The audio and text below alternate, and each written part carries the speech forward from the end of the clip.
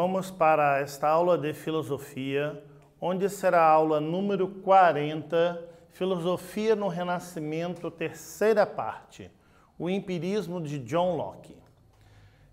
Iremos analisar o pensamento de um dos fundadores do pensamento liberal, John Locke. Mas antes, lembre-se que na última aula vimos sobre Francis Bacon com sua teoria dos ídolos e método experimental. Então aqui uma piadinha, se o Francis Bacon era o Chico Torresmo, o John Locke é o João Louco. E lembre-se, para garantir a sua presença no Class 1, responda adequadamente os formulários para garantir frequência e até mesmo a nota. Vamos lá. O John Locke nasceu em 1632 na Inglaterra. Apesar da sua família não ser abastada, ele pôde estudar em duas instituições muito boas, né, a do Westminster e Christ Church, né, relacionada à igreja, que era muito poderosa na época ainda. Começou seus estudos a partir da filosofia aristotélica, mas deu continuidade conhecendo tanto Descartes e amizade com Robert Boyle. O que isso significa? Estando naquela instituição, ele obrigatoriamente teve que estudar sobre Aristóteles. Porém, no desenvolvimento dos seus estudos, ele não concordou muito com isso. E o que acontece quando se discorda? Você busca novas fontes. Se essas novas fontes foi então o Descartes e o Robert Boyle. A partir disso, ele deu uma continuidade ao desenvolvimento das suas teorias, inclusive discordando da teoria de Aristóteles. Ele foi exilado na Holanda. O que isso acontece? Lá na Inglaterra começou toda uma confusão, né, com algumas brigas entre reis, teve um certo complô para talvez mandar assassinar o rei, e John Locke se viu envolvido nessa trama, mesmo totalmente indireto, mas como ele tinha uma amizade, acusaram o cara de estar envolvido nisso. Para evitar maiores problemas, ele fugiu da Inglaterra e foi lá para a Holanda. Mas pensa que isso foi de todo ruim? Não. Na sua fuga lá para a Holanda, ele conseguiu algumas coisas. Por exemplo, ele conheceu os escritos do Newton. E quando ele voltou para a Inglaterra, ele deu conta de conhecer pessoalmente o Newton. Então esse período de exílio foi um período, digamos, legal. E aí começamos nesse exercício. Qual foi a influência de Newton no pensamento de Locke? Aguarde uns minutinhos, veja de responder e já retornamos.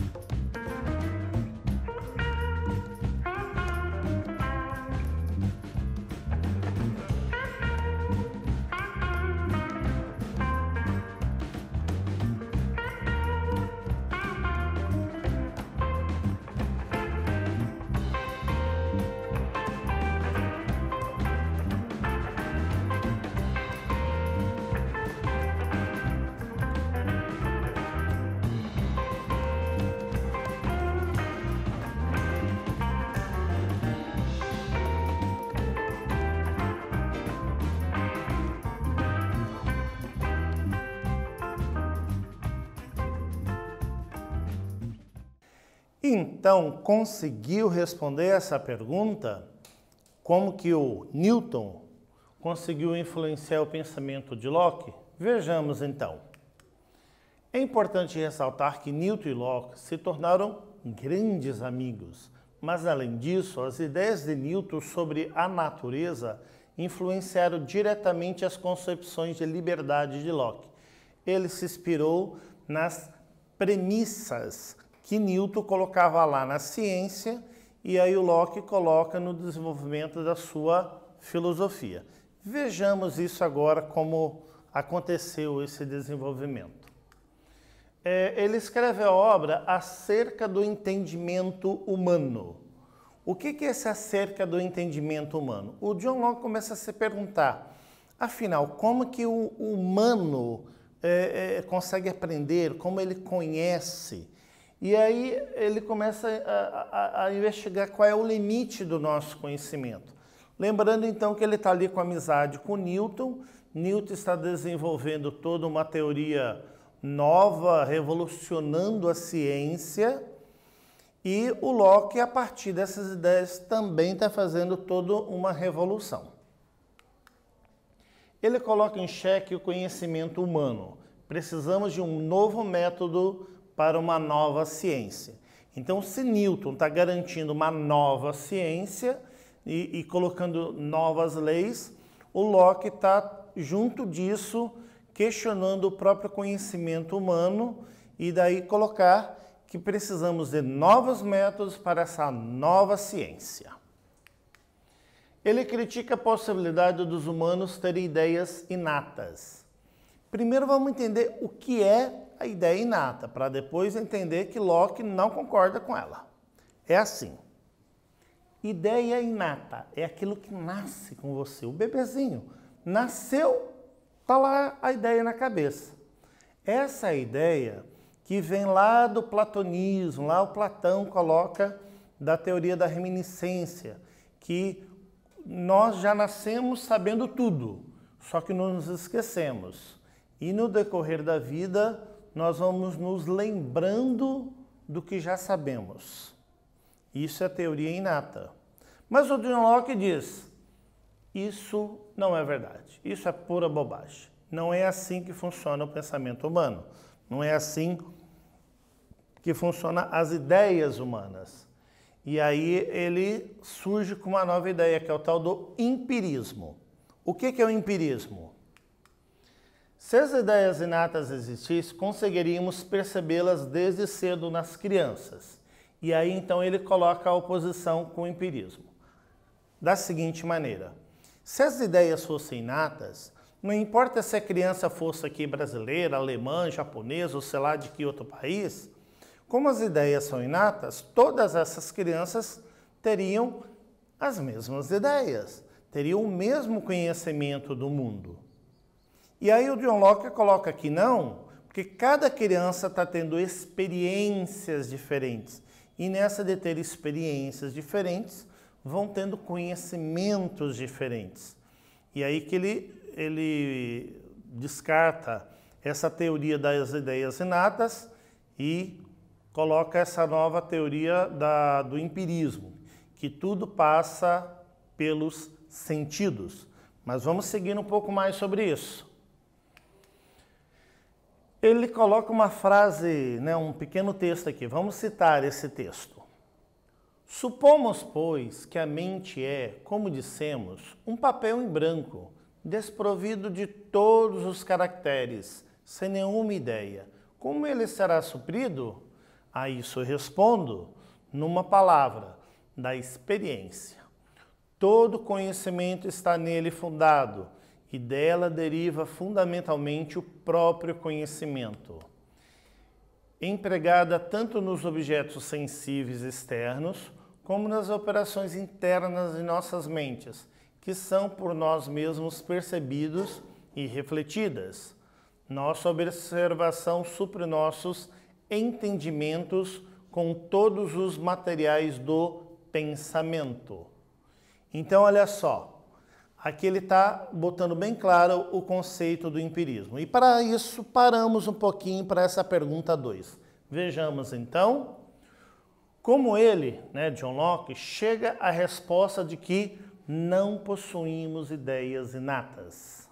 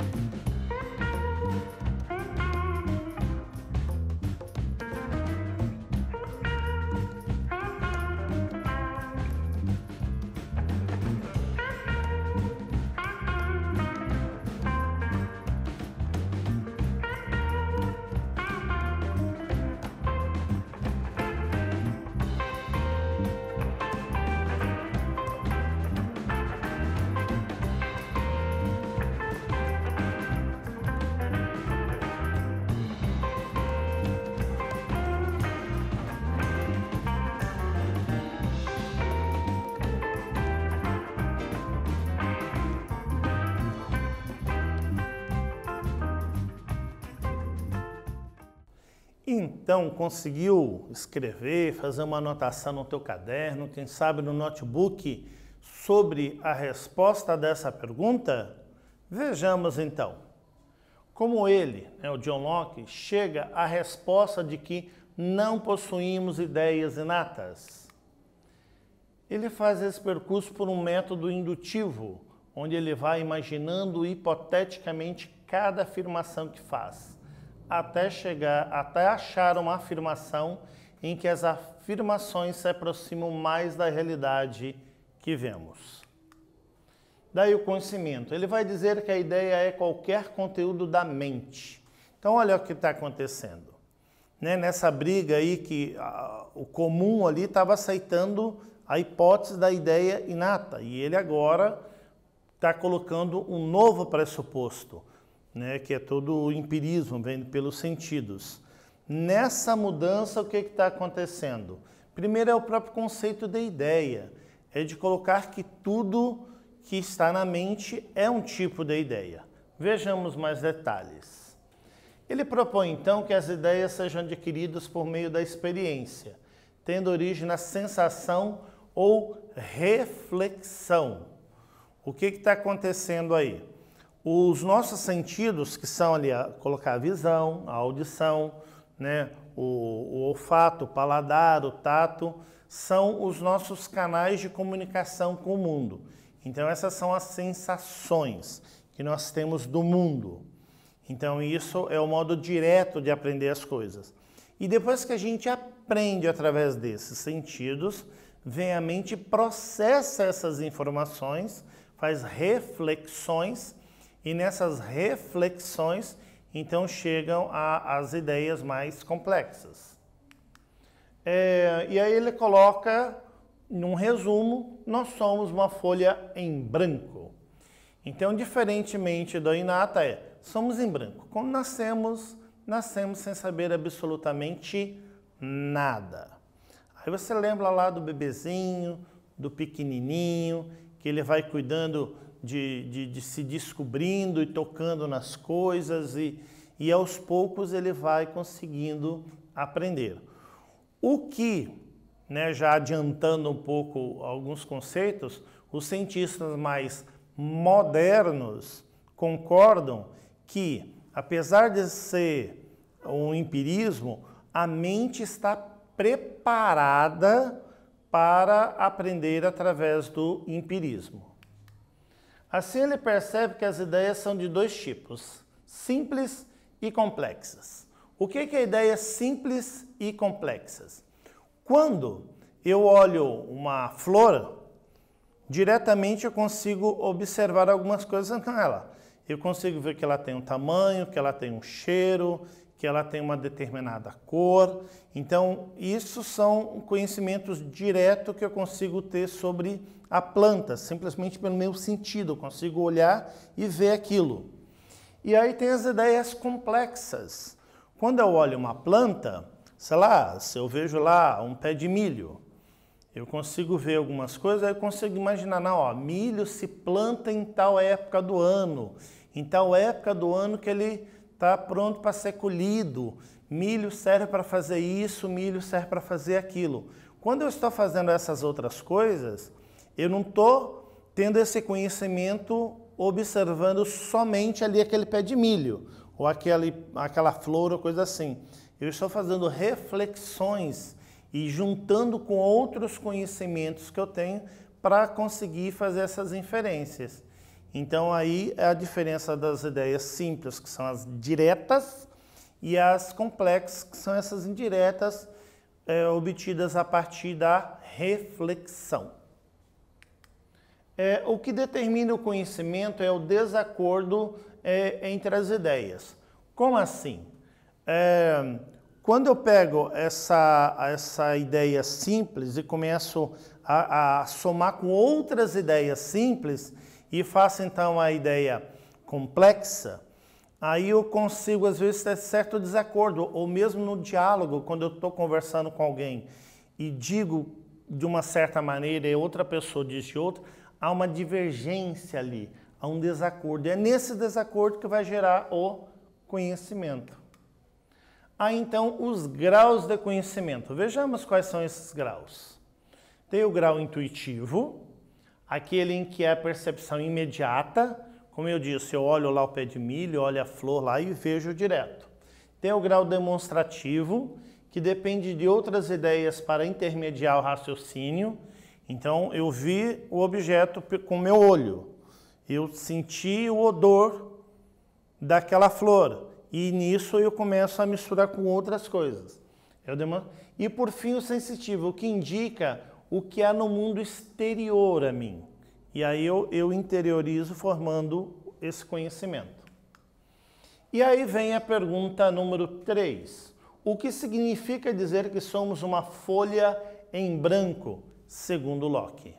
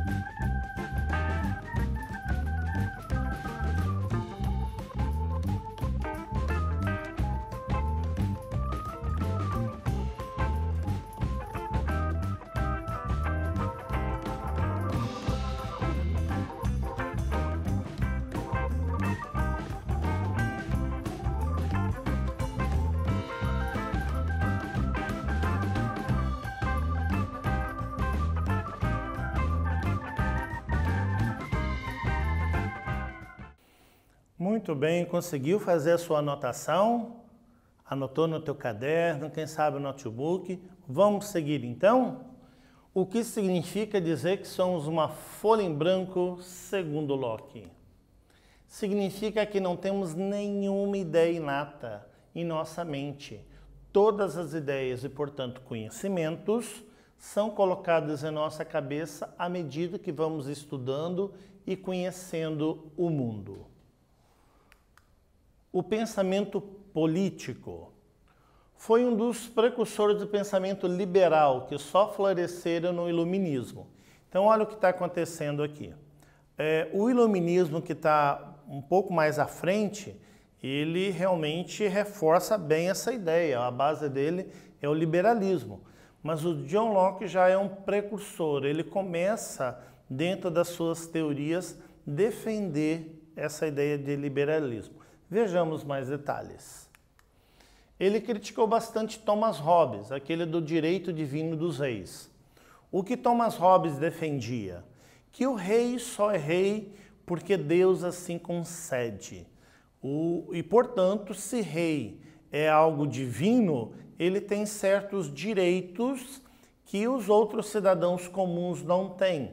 E daí aquela separação da nobreza, né? Não só o rei em si, mas os príncipes e toda a nobreza em relação aos plebeus, em relação aos demais. Então, o Thomas Hobbes defende essa ideia. E vem o John Locke e diz que não, nada disso. A ideia liberal, bem resumida, é colocar que somos todos iguais, até ocupamos cargos diferentes, mas todos iguais. E a soberania existe na população e não no Estado. O Estado de Direito é representante do povo. Então, aqui de novo, a ideia liberal vem trazer por consequência a democracia, né, o governo do povo. Então, primeiro vem essa filosofia, essa ideia liberal, que faz surgir a democracia e cair por completo todas as monarquias e reinos, né, que sempre tem a ideia do sanguíneo rei, que manda em tudo. Primeiro apresenta uma divisão dos poderes. Então, olha só, apesar da divisão dos poderes ser consolidado no liberalismo bem depois, ele já começa a dizer a importância de subdividir os poderes, né? O judiciário, o legislativo, o executivo, ou seja, de grupos diferentes no Estado realizar determinadas ações. E ele defendia o direito à propriedade privada. O homem modifica a natureza por meio de seu trabalho, fazendo com que o resultado do seu esforço se torne sua propriedade. Então, olha só. Junto ali dessa questão do estudo da natureza, lembra lá da amizade com Newton, estudando a natureza. Mas o homem não pega a natureza bruta, ele pega e a transforma. Nesse processo de transformar a natureza, ele então pode ser proprietário dela, mas não diretamente da natureza, ele é proprietário da transformação que fez na natureza. O contrato feito nessa sociedade moderna garantiria direitos. O pacto permitiria uma imparcialidade que não seria possível no estado de natureza, garantindo esses direitos. Então, aqui de novo, John Locke, nessa nova teoria política, ele novamente coloca pelo direito privado e as pessoas fazem um pacto que, se tivesse, né, num estado de natureza, sem legislação nenhuma, sem lei, não conseguiriam viver adequadamente. Então, aqui agora é um novo sistema que ele está propondo. Vejamos então uma boa citação que ele faz sobre isso.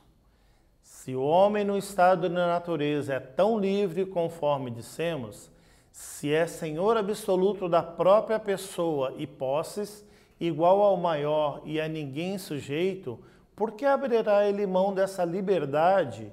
Por que abandonará o seu império e sujeitar-se ao domínio e controle de qualquer outro poder?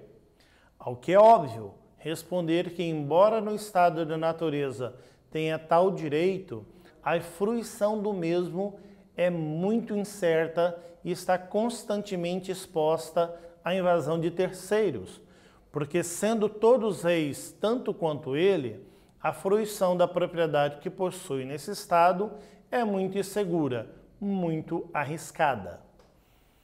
Vejamos isso em outras palavras. É algo assim: se vivemos numa sociedade de natureza pura, onde não tem lei, não tem policial, não tem juiz, não tem quem mande, e todo mundo tem igual poder um sobre o outro, vivendo numa certa anarquia total, se eu tenho vontade de matar o outro, eu poderei matar o outro. Porque afinal não tem policial, não tem juiz, não tem ninguém para me julgar. Aí você for, pô, isso daí é legal, né? Eu poder matar todo mundo que eu não gosto e sem ter policial para me prender. Só que, por outro lado, se você pode matar o outro também pode te matar simplesmente porque não gostou de você. E aí já não dá certo. Então, a parte de você matar o outro, tudo bem. Agora, o outro te matar já não está legal. É aí que ele coloca que o homem prefere, então, largar a mão desse estado de natureza, se submeter a um estado onde o Estado faz, sim, garantir de fato a liberdade. Que se, por um lado, eu não poderia matar o outro, porque vai ter uma lei, vai ter um policial, vai ter alguém que poderá me punir, o outro também não poderá fazer isso comigo, porque tem um Estado como um todo regulamentando, é o tal do Estado de Direito. E o exercício 4, porque Locke é considerado um dos precursores do pensamento liberal. Vamos lá, escreva um pouquinho e já retornamos.